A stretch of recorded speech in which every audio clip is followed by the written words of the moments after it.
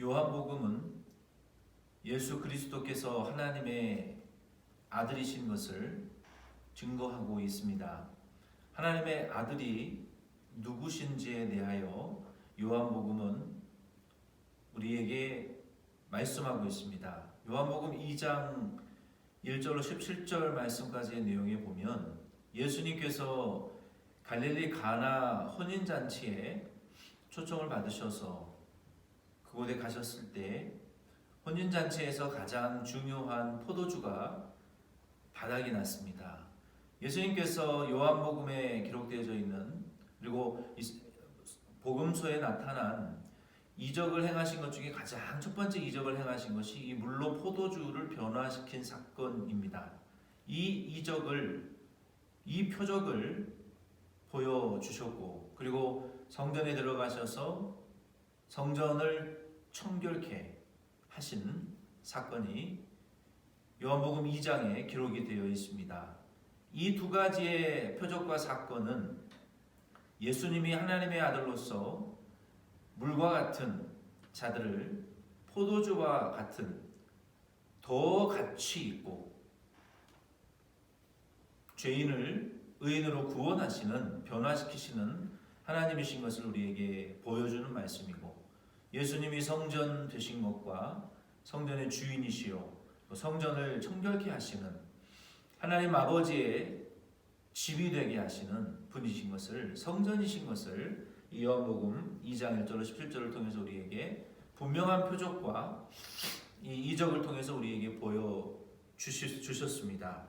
그럼에도 불구하고 유대인들은 예수 그리스도를 구주로 하나님의 아들로 믿지 않았습니다. 그리고 그들은 예수님에게 표적을 좀 보여주라. 그러면 우리가 너를 믿겠다라고 요청했어요. 오늘 우리가 함께 은혜 받으실 말씀은 요한복음 2장 18절로 25절 말씀입니다. 이 말씀은 교회가 세상에 보여주어야 할 표적이 무엇인지를 말씀하고 있어요. 본문 말씀을 통해서 세상에 표적을 나타내는 교회, 이 세상에 표적을 보여주는 교회라는 제목으로 이 말씀의 은혜를 함께 나누기를 원합니다. 먼저 18절 말씀에 봅시다. 18절 말씀을 봅시다. 여기 18절 말씀은 교회의 참된 표적이 무엇인지를 우리에게 알려주고 있어요. 이 교회의 참된 표적은 그리스도의 복음입니다. 그리스도인들의 표적은 그러므로 예수 그리스도의 복음을 표적으로 우리가 나타내 주어야 될 사명이 있는 것입니다. 유대인들은 이 표적이신 복음, 예수 그리스도를 믿지 않고 또 다른 표적을 요청했어요. 그들이 요청한 이 표적이 무엇일까요? 그리고 왜 그들은 예수님에게 이러한 표적을 요청했을까요? 19절, 18절 말씀에 먼저 보면은 이 표적을 구하는 유대인들에게 예수님께서는 표적을 나타내 주시지 않습니다. 보여주시고 증거해 주시지 않았습니다. 이 표적이라는 것은 세메이온, 헬라어로 세메이온이라고 하는데요. 하나님의 보냄을 받았다라는 어떤 하나님을 만났고 하나님으로부터 내가 보냄을 받았다라는 그러한 증거나 하나님으로부터 보냄을 받았다, 또 하나님을 만났다라는 그런 징조를 의미합니다. 이 구약 시대의 구약 성경의 이 표적은 선지자들이나 또 제사장들이나 하나님으로부터 보냄을 받은 종들에게 나타났습니다. 많은 경우 선지자들에게 하나님의 말씀을 주셨고 하나님의 말씀을 받은 징조대로 그 선지자를 통해서 나타난 징조는 하나님의 그 주신 말씀이 이스라엘 백성들의 삶 속에서 혹은 주변 강대국들 가운데의 이 관계 속에서 하나님의 선지자를 통해서 주어진 그 말씀이 혹은 징조가 그대로 가까이 혹은 먼 기간 안에 말씀이 성취되어지는 것 자체가 징조였고 표적이었습니다. 그리고 또 여러 가지 다른 징조와 표적들도 나타났어요. 그 징조와 표적들이 말하는 공통적인 증거는 무엇이냐면, 사실은 무엇이냐면 하나님을 만났다, 하나님으로부터 보냄을 받았다라는 그러한 징조와 증거가 이 표적이라는 것입니다.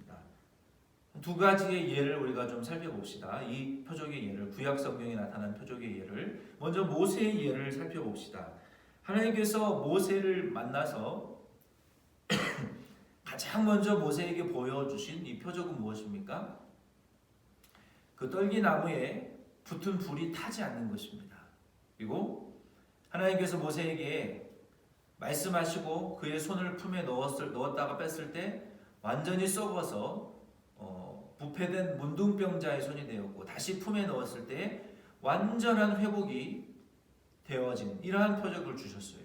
그리고 하나님께서 모세에게 이스라엘 백성들에게 가서, 모세가 많은 핑계를 댔죠. 못 간다고. 하나님께서 이스라엘 백성들에게 가서 내가 너를 보낸 증거로, 그들이 믿을 수밖에 없는 그러한 증거로 지팡이의 표적을 하나님이 보여주셨습니다.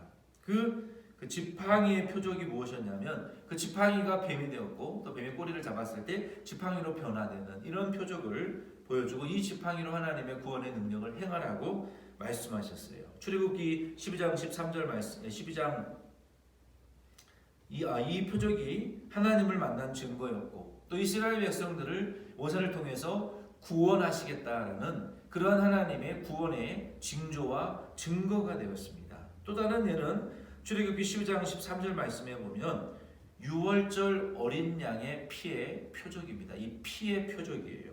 하나님께서 이 모세에게 말씀을 주셨는데 어떤 징조의 표적을 주셨냐면, 애굽에서 10번째 재앙을 통해서 하나님이 그들을 심판하시고 구원, 이스라엘 백성들을, 이 언약을 믿은 자들을 구원할 텐데, 어린 양의 피를 문설주에 문지방에 바르고 쓴 나물과 무교병을 먹고 하나님의 말씀을 그대로 순종하는 자는 죽음의 사자가 너희들을 넘어가리라 라고 말씀하셨어요. 그래서 이 유월절에 어린 양의 피의 표적을 통해서 하나님의 구원이 약속되어 된 그 징조를 의미하는 것입니다. 이처럼 구약 성경에 나타나 있는 이 표적이라는 것은 하나님의 구원의 언약, 카버넌트, 하나님의 그 일방적인 구원에 대한 약속 가운데에서 나타납니다. 그리고 하나님이 구원하시겠다라는 그 언약을 모세와 같은 종들을 통해서 하나님이 지팡이의 징조와 또 어린 양, 유월절 어린 양의 그의 피의 표적을 통해서 하나님의 구원의 행위에 대한 성취와 약속을 보여주시는 것이 이러한 표적이었어요. 유대인들은 이러한 배경 속에서 예수님에게 모세와 같이 지팡이가 뱀으로 변한다든지 어떤 10가지의 재앙들을 내리는 그런 어떤 표적들을 바랬는지도 모릅니다. 그러나 예수님께서는 19절 말씀에 보면은 그들의 요청에 직접적으로 응답하지 않으셨습니다. 그들이 요청한 이 표적을 보여달라는 이러한 유대인들을 향해서 예수님은 또 다른 진리를 그들에게 가르쳐 주셨습니다. 마태복음 16장 1절로 4절 말씀에 보면은 너희가 날씨를 구분할 줄을 알면서도 이 영적 시기에 대해서는, 이 시대의 표적에 대해서는 너희가 분별할 줄 모르는구나. 예수님의 당시의 시대나 지금의 당시의 시대나 어떤 시대입니까? 말세의 시대이죠. 세상의 종말이 가까워오고 예수님의 재림이 가까워오고, 이 종말은 파멸과 어두움만을 상징하는 것이 아니라 이 어둡고 마귀가 지배하는 이 세상의 소망이 없고, 이제 예수 그리스도께서 만왕의 양으로 오셔서 이 죄로 물든 세상을 심판하시고 마귀의 지배를 받는 이 마귀의 악한 지배 구조를 깨뜨리시고 하나님의 통치를 우리에게 실현시키실 것이며, 이 죄악으로 물들어지고 범죄한 지옥 갈 영혼들을 구원하시고 하나님의 영원한 나라 천국을 우리에게 주시고 하나님의 나라를 완성하실 것을 우리에게 의미하는 것입니다. 그래서 이 시대는, 이러한 시대 속에 우리가 살고 있기 때문에 하나님께서 그의 아들 예수 그리스도를 2000년 전에 보내셔서 택한 자들을 구원하시기 위하여 행하시는 그 구원의 사건, 구원의 운동, 하나님 나라의 운동, 이 구원의 운동을 지금 예수 그리스도를 통해서 하고 계시는데, 날씨는 구별할 줄 알면서도 내일 습기가 차고 안개가 차면 이게 비가 올 수 있겠다, 날씨가 화창하겠다, 이런 일기는 예측할 수 있으면서 장차 우리의 의의 태양 되시는 하나님의 나라의 구주 되시는, 우리의 영생의 구주 되시는 예수 그리스도를 통해서 이루실 영원한 하나님의 나라, 지금 도래하고 있는 하나님의 영생의 이 나라 운동, 구원 운동에 대한 이 시대는 구분할 줄 모르는, 요나를 통해서 하나님께서 구원하셨던 것처럼 예수 그리스도께서 요나와 같이 십자가에 못 박혀 죽으셨다가 마치 그 큰 고기에 삼켜서 사망의 죽음에 3일 동안 장사 지내신 바 되셨다가 죄가 없으므로 예수 그리스도께서 택한 백성들을 구원을 완성하시기 위해서 죄와 사망과 마귀의 권세를 깨뜨리시고 부활 승리하사 죄와 마귀와 사망의 권세를 깨뜨리시고 정복하시고 다시 부활하여 우리의 구주 되실 것을 이 요나의 표적을 통해서 우리에게 분명히 복음을 증거해 주셨음에도 불구하고 너희들은 표적을 구하지만 요나의 표적밖에는 내가 너희들에게 보여줄 표적이 없다라고 말씀하셨어요. 예수님은 이와 같이 진리를 가르쳐 주어도 예수 그리스도께서 표적을 통해서, 요나의 표적을 통해서 예수 그리스도께서 우리의 구주이신 것을 증거해 주셔도 진리를 믿지 않는 이들에게는 어떤 기적적이고 이적적인 그런 표적, 놀라운 그런 응답들을 주시지 않는다는 것입니다. 그래서 오늘날도 많은 부도자들이 잘못된 목적을 가지고 교회에 온다 하더라도, 복음을 듣는다 하더라도 거기에는 아무런 열매가 맺히지 않는다는 것입니다. 왜? 진리를 믿지 않으면 아무런 일도 일어나지 않습니다. 이 말씀을 통해서 우리가 깨달아야 될 것은 이 시대에, 온 이 시대뿐만 아니라 예수님 당시에도 그랬고 구약 시대에도 그랬고 아담 이후로 예수님 오시기 전까지 모든 시대가 분별하고 인식해야 될 가장 크고 가장 놀랍고 가장 위대한 이 시대의 표적은 무엇이냐? 바로 십자가와 부활의 표적이라는 것을 우리는 반드시 알고 믿으셔야 될 줄로 믿습니다. 예수님께서 모세와 같은 어떤 표적을 우리에게 보여줘봐라. 마귀도 예수님에게 시험한 것이 바로 그거예요. 네가 하나님의 아들이면 온 세상에 깜짝 놀라만한 나 표적을 우리에게 한번 보여줘봐라. 세상은 그러한 것들을 교회에 요청합니다.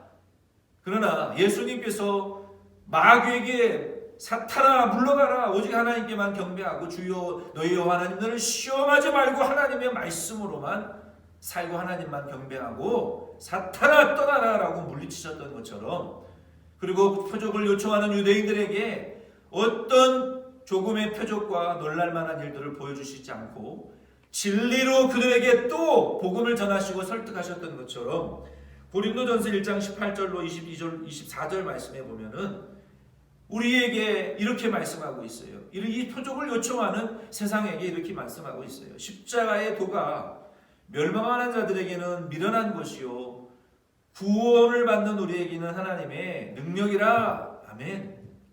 지금 이 시대가 가난하고 사회적으로 여러 가지 어려운 일들이 있고 약자들이 많고 병든 자들이 많은데 십자가만 말하지 말고 우리에게 빵을 좀 주고 놀랄만한 일들을 행해봐라. 그러나 우리 교회는 이 예수님과 같이 분명한 태도를 가지고 있어야 돼요. 십자가의 도가 표적을 구하는 자들에게는, 멸망받는 자들에게는 미련한 것이고 참 바보스러워 보이지만 구원받는 우리에게는 하나님의 능력이라고 말씀하셨어요. 유대인들은 표적을 구하고 헬라인은 지혜를 찾으나 우리에게는 십자가에 못 박힌 그리스도를 전하니, 교회가 빵을 먼저 줄 수 없는 이유는 그것을 줘도 빵으로 사람이 구원받는 것이 아니기 때문입니다. 우리가 십자가에 못 박힌 예수 그리스도를 전해야 되는 이유는 우리에게 영생을 주는 것이 빵이 아니라, 지식이 아니라, 표적이 아니라 오직 예수 그리스도, 십자가에 못 박히신 예수 그리스도. 유대인들은 부정하다고 꺼리고 이방인들에게는 미련해 보이는 것입니다. 예수 그리스도의 십자가 못 박힌 예수 그리스도가. 그러나 오직 부르심을 받은 저와 여러분과 같은 우리에게는, 유대인에게나 헬라인에게나 그리스도는 하나님의 능력이요 하나님의 지혜라고 말씀하고 있어요. 바로 이것입니다. 유대인들이 표적을 구하고 지혜를 구하고 세상은 우리에게 빵을 구하고 사회 정의를 우리에게 요청하지만, 우리 구원받은 저와 여러분들, 하나님의 부름을 받은 저와 여러분들, 십자가에 못 박히신 예수 그리스도를 믿고 하나님의 구원을 얻고 하나님을 아는 지혜를 얻은, 영생을 얻은, 지혜를 얻은 저와 여러분들은 세상이 부끄럽게 여기고 꺼려하고 미련하게 볼지라도 저와 여러분들은 십자가에 못 박히신 예수 그리스도, 십자가 내가 처음 볼 때에 그 예수 그리스도의 십자가만 전하시고 그 예수 그리스도의 부활만을 믿고 전하시는 저와 여러분 될 수 있기를 바랍니다. 20절 말씀에 보면은, 그러므로 저와 여러분들은 이 십자가를 자랑하시고 십자가와 부활만을 자랑하시고 전할 수 있기를 바라요. 20절 말씀에 보면은, 그러므로 교회는 외적인 건물을 자랑하지 말고 내적 생명, 즉 예수 그리스도의 영적 생명이 충만한 곳이 되어야 합니다. 유대인들은 건물 성전을 자랑스럽게 여겼어요. 그곳에는 그러나 이미 악과 불법만이 가득했기 때문에 예수님이 성전을 청소하실 수밖에 없었습니다. 유대인들이 그토록 자랑스러워하는 건물 성전은 그들이 완공한 지, 예수님 이 땅에 오시기 겨우 얼마 전에 완공했어요. 70년이 넘도록 지었지만, 그러나 예수님 십자가에 못 박혀 죽으시고 부활하신 이후에, 이 당시 7년 이후에, 성전을 완공한 이제 7년 이후에 로마에게 짓밟히고 성전의 돌 위에 돌 하나가 얹혀져 있지 않을 정도로 성전이 파괴되어 버렸습니다. 이 표적을 요청하는 예수님에게 예수님께서 그들에게 너희가 성전을 헐라, 이 성전을 헐라, 내가 사흘 동안에 일으키리라 라고 하신 말씀이 바로 그 말씀이에요. 그때에 유대인들이 이 성전을 우리가 46년 동안을 지었거늘 네가 3일 만에 일으킬 수 있겠느냐라고 반문했어요. 이 유대인들의 이 답변을 통해서 우리가 알 수 있는 것은, 그들은 건물 성전을 우상화했어요. 건물 성전을 우상화하고 건물 성전이 거룩한 것으로 그들은 착각했습니다. 결국 로마에 의해서 파괴되어져 있고 파괴져 버리고 돌 위에 돌 하나가 남겨져 있지 않을 정도로 회파되어져 버렸어요. 결국 그러면 그들의 하나님과 그들의 거룩은 무너지고 없어져 버리는 것입니다. 하나님은 무너지실 수 없는 분이고 역사 속에 사라질 수 없는 분이에요. 유대인들은 그 건물 성전을 우상화했고 그것이 거룩한 것인 줄 알았어요. 그래서 건물 성전의 이름으로 맹세하면 믿고 따랐어요. 그만큼 건물 성전을 우상화했고 거룩하다고 생각했습니다. 오늘날 교회도 참된 영적인 생명력을 잃어버린 채 건물 예배당을 거룩한 것으로 착각하고 예수님과의 연합을 중요시 여겨야 되고 예수님이 우리 교회에 오셔서 임재하시는 것이 더 중요하지, 까짓거 건물 교회 성전은 없어도 그만입니다. 학교를 빌려서 드려도 되고 가정에서 드려도 되고 뭐 공원에서 드려도 됩니다. 건물 성전이 그렇게 거룩하고 중요한 것이 아니에요. 두세 사람이 모여도 예수님이 임재하시는 모임이 필요하고 두세 사람이 모여도 성령이 임하시는 모임이 되면 중요한 것이지 건물은 2차적인 거예요. 그러나 많은 한인 교회들이 예수님과의 연합은 포기한 채, 성령의 충만함은 포기한 채 건물 예배당만 사면 있으면 되는 줄로 알고 무언가 착각하고 신앙생활 하시는 분들이 많아요. 오늘날 우리 교회도 예수님의 영적 생명이 없는 건물 예배당만 앞세운다면 우리도 유대인들처럼 하나님의 예수님의 심판과 책망을 피할 수가 없습니다. 그렇다면 이제 마지막 21절 25절 말씀을 통해서 우리 교회가 영적 생명력의 뿌리를 어디에 두어야 할지를 우리가 찾아보고 말씀을 마치기를 원합니다. 21절 말씀에 보면은 예수님께서는 이 눈에 보이는 건물 성전이 아니라 눈에 보이지 않는 영적 성전을 완성하실 것이라고 말씀하셨어요. 왜냐하면 예수님 자신이 영적 성전이기 때문에 그렇습니다. 이에 대하여 2장 21절 말씀에 그러나 예수는 성전된 자기 육체를 같이 가리켜 말씀하신 것이라고 말씀하셨어요. 이 성전을 무너뜨리라 한 것은 예수님이 십자가에 못 박혀 요나가 4일 동안 고기 뱃속에 있었던 것처럼 예수님은 십자가에 못 박혀 죽으셔서 3일 만에 부활 승리하실 것을, 예수님이 십자가에 못 박혀 죽으실 것을 의미했지만 유대인들은 건물 성전 46년 동안 지은 이 건물 성전을 네가 무너뜨리고 다시 짓는다고? 신성모독이 아니냐? 예수님이 성전이신 것을 믿지 않았어요. 예수님은 눈에 보이는 성전을 지으시는 것이 아닙니다. 요청하시지 않으셨어요. 예수님은 눈에 보이지 아니하는 영적 성전 예수님 자신이 십자가에 못 박혀 죽으실 것과 택한 자녀들을 위하여 대신 성전의 휘장이 지성소와 성소를 가른 휘장이 위에서 아래로 쫙 찢어져 버린 것처럼 예수님 자신의 육체를 십자가에서 찢으시고 그동안 율법으로 막혀져 있어서 믿는 자들이 들어갈 수 없었던 하나님의 영적 성소에 들어갈 수 있도록 그 길을 열어놓으셨다고 히브리서 10장 19절로 20절에 말씀하셨어요.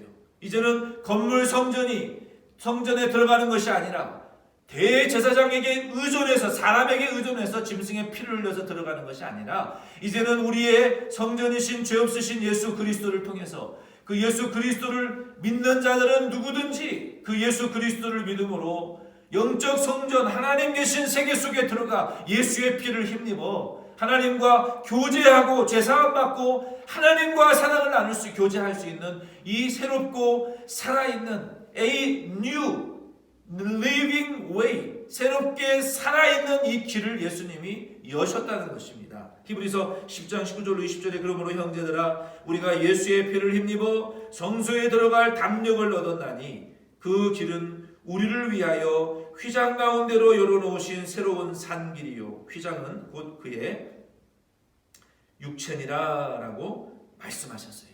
예수님께서 바로 이 길을 열기 위하여 십자가에 못 박혀 죽으실 것을 말씀하셨지만 그리고 3일 만에 부활하실 것을 말씀하셨지만 이 유대인들은 건물 성전만 거룩하다고 생각했고 이 건물 성전을 우상화시켜서 그 성전은 그림자에 불과하지만 이 영적 성전, 물리적인 성전의 본체 되시는 예수 그리스도께서 십자가에 죽으셨다가 부활하실 그 복음을 전해주었음에도 불구하고 유대인들은 믿지 못했고 예수님이 성전이신 것을 알지 못했어요.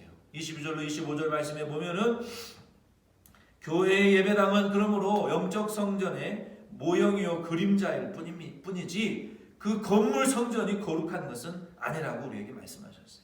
예수님이 우리의 성전이시고 예수 믿는 자들은 그 머릿돌 되시는 예수 그리스도 안에 연결되어져 있는 지체인 것을 우리는 이 말씀을 통해서 알아야 됩니다. 유대인들은 전통적으로 지켜온 성전을 우상화했고 건물 성전을 지키려다가 영적 성전, 건물 성전의 본체요 건물 성전의 실체 되시는 예수 그리스도를 십자가에 못 박아 죽여버렸어요.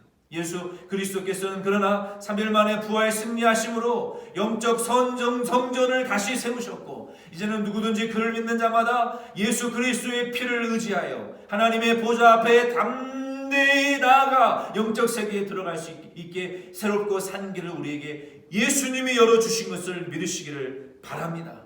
유대인들도 이 진리를 못 믿었고 제자들은 예수님이 부활하신 이후에나 이 진리를 깨달았다고 성경은 말하고 있습니다. 말씀을 마칩니다. 우리 교회도 예수님의 십자가와 부활의 표적을 믿으시고 예수님의 그 십자가와 부활의 표적을 통해서 열어놓으신 새롭고 산 길, 영적 세계에 깊이 들어가시기를 바랍니다. 수만 가지의 기적과 표적들이 교회 안에 일어난다고 해도 만약에 그 표적이 예수의 십자가와 부활을 바라보지 못하게 만든다면 복음과는 무관한 역사요.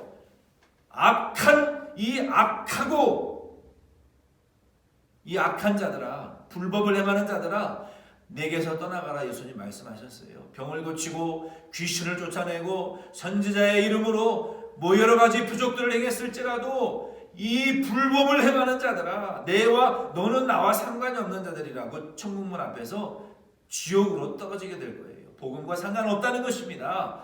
수만 가지의 그러므로 표적과 이적들이 나타난다 할지라도 십자가와 부활을 증거하지 못하면 복음과 상관없는 일이에요. 십자가와 부활의 표적이면 지옥 갈 죄를 사함받게 만들고, 십자가와 부활의 표적 하나로 죄 사함받게 만들고, 십자가와 부활의 표적으로 영생 얻게 만들고, 십자가와 부활의 표적으로 이 죄가 왕노릇하는 세상을 이기게 만들고 힘든 일을 헤쳐나가게 만드는 것이 십자가의 부활의 표적입니다. 그러므로 저와 여러분들은 십자가의 부활의 표적만 믿으시고 그 십자가와 부활의 표적만 증거하시고 붙잡고 가시는 덴버시원 장로교회 저와 여러분 다 될 수 있기를 바랍니다.